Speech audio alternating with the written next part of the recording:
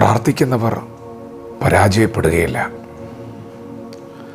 നമ്മുടെ കർത്താവായ യേശു ക്രിസ്തു ഈ ഭൂമിയിൽ നമ്മെപ്പോലെ ഒരു മനുഷ്യനായി മനുഷ്യവേഷം എടുത്ത് ജീവിക്കുമ്പോൾ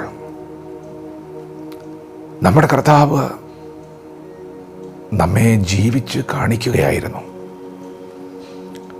എങ്ങനെ ജീവിതത്തിലൊരു വിജയം കൈവരിക്കാം, എങ്ങനെ കഷ്ടതകളെ മറികടക്കാം, എങ്ങനെ നിത്യതയിലെത്താം എന്നുള്ളതിന് ഒരു ഉത്തമ മാതൃകയായി യേശു നമ്മുടെ മുമ്പിൽ ജീവിച്ച് കാണിക്കുകയായിരുന്നു.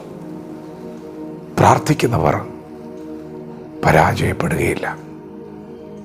പ്രിയപ്പെട്ടവരെ, യേശു കർത്താവ് തൻ്റെ ശുശ്രൂഷ ആരംഭിക്കുന്നതിന് തൊട്ടു മുൻപ് അതികാലത്ത് ഇരുട്ടുള്ള സമയത്ത് താനൊരു നിർജ്ജന സ്ഥലത്ത് പോയി പ്രാർത്ഥിക്കുമായിരുന്നു. ശുശ്രൂഷ ആരംഭിക്കുന്നതിന് മുൻപൊരു പ്രാർത്ഥന. ഇന്ന് പകൽ ഈ വചനം കേൾക്കുന്ന പ്രിയപ്പെട്ടവരെ, ഇന്ന് പകൽ നിങ്ങളൊരു പ്രവൃത്തി ആരംഭിക്കുന്നതിന് മുൻപ് നിങ്ങൾ പ്രാർത്ഥിച്ചിട്ട് ആരംഭിക്കണം. പ്രാർത്ഥിക്കുന്നവർ പരാജയപ്പെടുകയില്ല.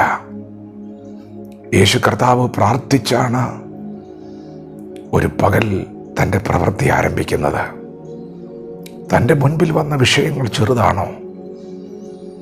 നാളുകളായി കിടക്കയിൽ കിടക്കുന്ന രോഗികൾ യേശുവിൻ്റെ അടുക്കൽ വന്നു.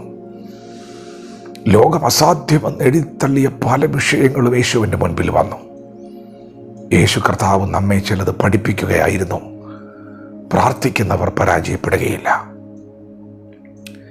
ഒത്തിരി മൈലുകൾ യാത്ര ചെയ്ത് ഒരു മനുഷ്യനെന്ന നിലയിൽ ക്ഷീണിതനായിരിക്കുമ്പോഴും രാത്രിയിൽ മലയിൽ മുട്ടുകുത്തി പിതാവിൻ്റെ സന്നിധിയിൽ വീണ്ടും മണിക്കൂറുകൾ പ്രാർത്ഥിക്കുകയാണ്.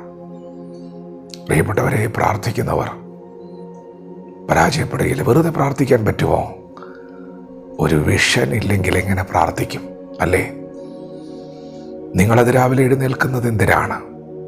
നിങ്ങൾ ജോലി ചെയ്യുന്നൊരു വ്യക്തിയാണെങ്കിൽ ആ ജോലിക്കൊരു സമയമുണ്ടെങ്കിൽ, ആ ജോലി നിങ്ങളുടെ നിലനിൽപ്പിൻ്റെ വിഷയമാണെങ്കിൽ,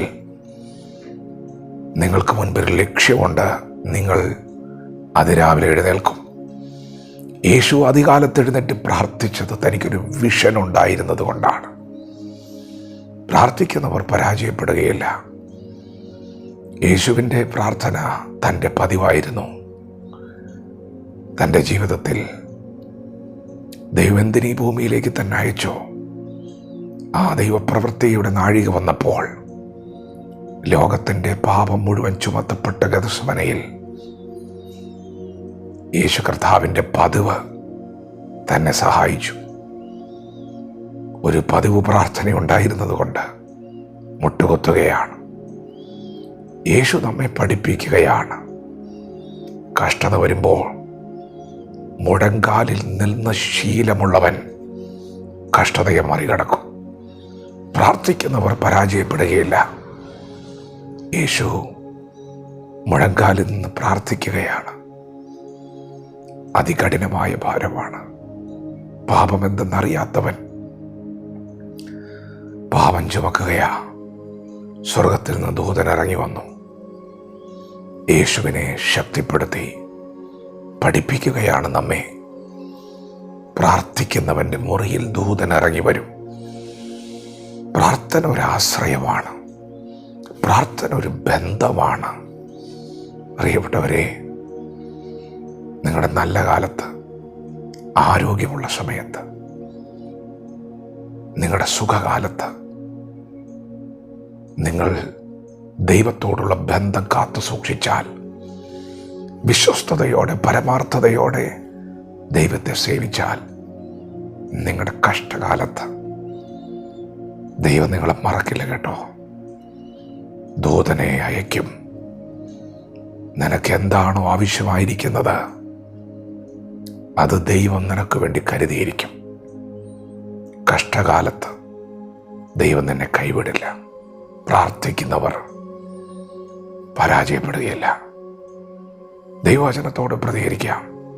ദൈവം നമ്മെ ഓരോരുത്തരും ഈ പകൽ അനുഗ്രഹിക്കുമാറാകട്ടെ. ആമേൻ.